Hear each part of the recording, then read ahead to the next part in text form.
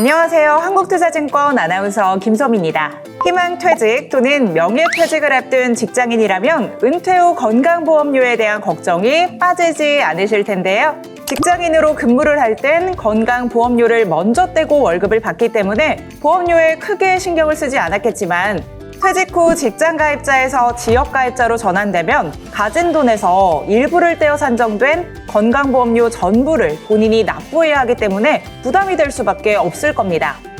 그래서 오늘 은퇴 설계 시리즈 두 번째 시간은 퇴직해서도 건강보험료 부담을 효과적으로 줄일 수 있는 방법에 대해 알려드리도록 하겠습니다.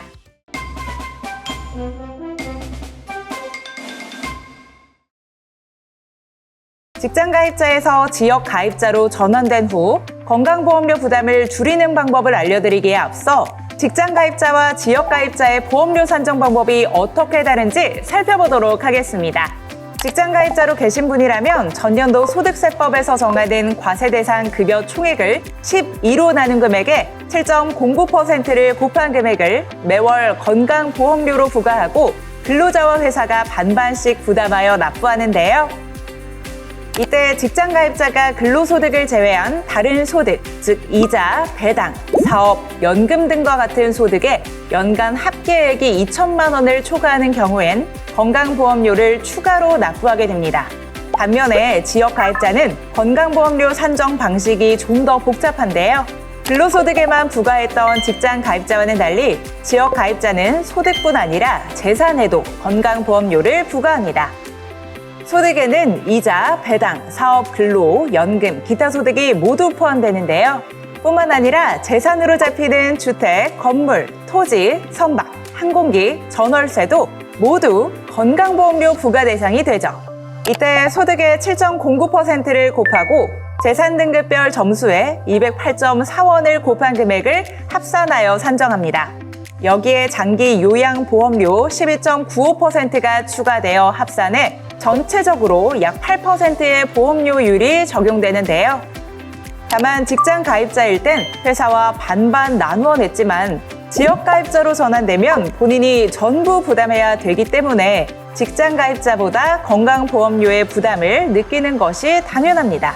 이러한 이유로 지역가입자 건강보험료 부담은 클 수밖에 없는데요.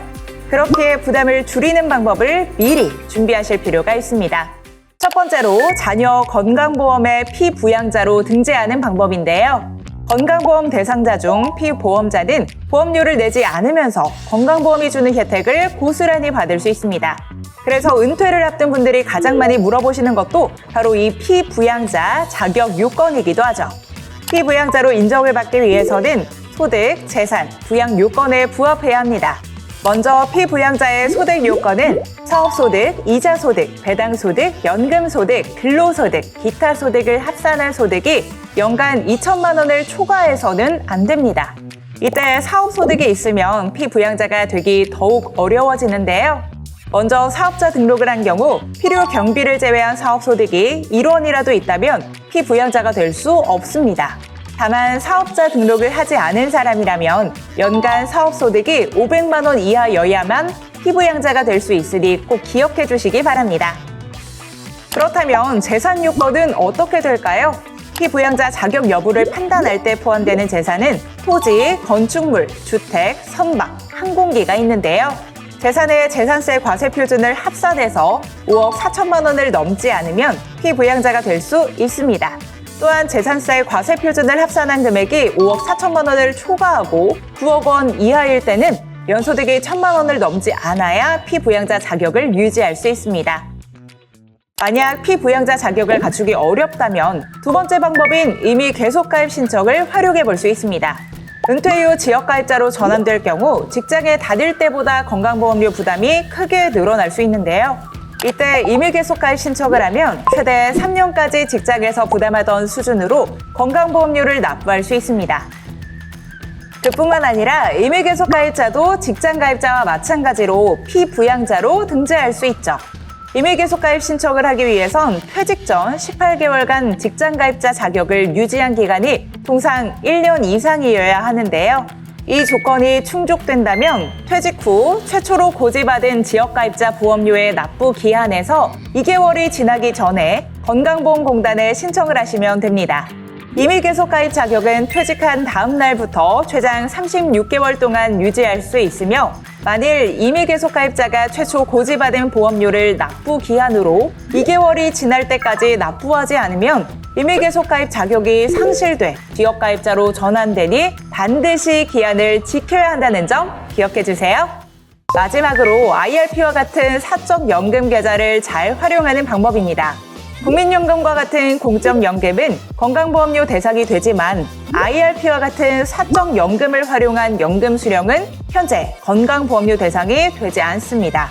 따라서 퇴직 후 퇴직급여를 IRP 계좌로 받으셨다면 건강보험료를 줄이기 위해서라도 목돈으로 찾기보다는 연금으로 수령하는 것이 좋은데요. 만일 퇴직금을 목돈으로 찾아서 일반 계좌에 넣어두고 예금 등 금융상품에 투자한다면 이때 발생하는 이자와 배당소득의 15.4%의 소득세가 부과될 뿐만 아니라 한 해에 1,000만 원을 넘는 경우 이 소득은 건강보험료 부과 대상이 됩니다. 따라서 IRP로 퇴직급여를 관리한다면 절세 효과뿐만 아니라 건강보험료까지 대비하는 효과가 있기 때문에 IRP 계좌를 활용하는 것이 도움이 되겠습니다. 특히 퇴직급여뿐만 아니라 매년 세액공제 혜택까지 주어지고 있으니 은퇴율을 생각한다면 재테크 목적으로도 IRP 계좌를 적극 활용해 보시기 바랍니다. 그렇다면 희망퇴직 혹은 정년퇴직을 했을 때도 실업급여 신청이 가능할까요? 당연히 받을 수 있습니다. 하지만 받고 싶다고 받을 수 있는 것은 아닌데요. 실업급여를 받기 위해서는 먼저 회사를 그만두기 전 18개월 동안 최소 180일 이상 직장 건강보험에 가입되어 있어야 합니다. 그리고 본인이 원해서 퇴사한 것이 아니라 회사 사정이나 어쩔 수 없는 이유로 그만두게 된 경우여야 하는데요. 또한 일할 의지와 능력이 있는데도 일자리를 구하지 못하는 상태여야 실업급여를 받을 수 있습니다. 실업급여 금액은 퇴직 전 회사에 근무할 당시 받던 월급의 60%를 기준으로 산정되는데요. 다만 2024년 기준으로 하루에 최소 63,104원에서 최대 66,000원으로 정해져 있습니다. 예를 들어 5년 근속하고 월 400만 원의 급여를 받던 1985년생 김한토 씨가 회사의 경영 악화로 퇴직을 하게 되었다면 얼마를 수령할 수 있을까요? 퇴직 전 회사에서 근무할 때 받은 월급 400만 원의 60%인 240만 원을 30일로 나누면 8만 원이 되는데요. 단 2024년 기준 1일 최대 받을 수 있는 금액이 66,000원이므로 66,000원을 210일 동안 받을 수 있습니다. 이때 50세 이상, 근속 연수가 10년 이상이라면 270일까지 실업급여를 받을 수 있으니 자격이 된다면 잊지 말고 꼭 신청해야겠죠?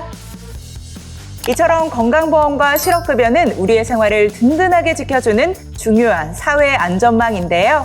최근 제도가 많이 변화하고 있는 만큼 본인에게 해당하는 혜택은 무엇인지 꼼꼼히 살펴보시길 추천드립니다. 아는 만큼 보이고 보이는 만큼 받을 수 있다는 말처럼 제도를 잘 이해하고 활용하신다면 예기치 못한 상황에서도 안정적인 생활을 유지하실 수 있을 겁니다. 그럼 여러분 모두 연금 부자 되세요.